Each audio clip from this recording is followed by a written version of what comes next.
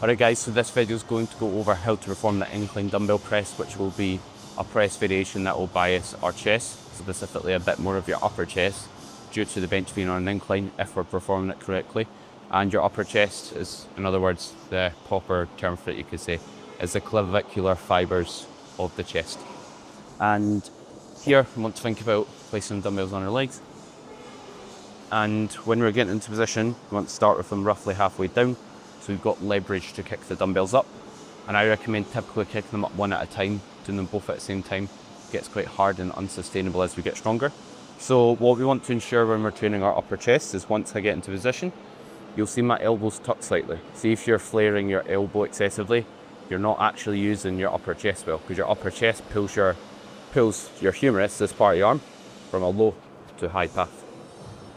If you're just starting out, if you're just joining the team, and all this sounds confusing, don't worry about it, just copy my form at the end here.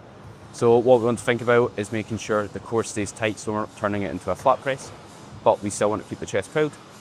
Kick the dumbbells back one at a time. Start with your weaker side when you're doing so, and you want to think about pushing yourself back and up the bench at all times. Core tight, chest up. Press, air in, ensure the elbows tuck slightly at the bottom.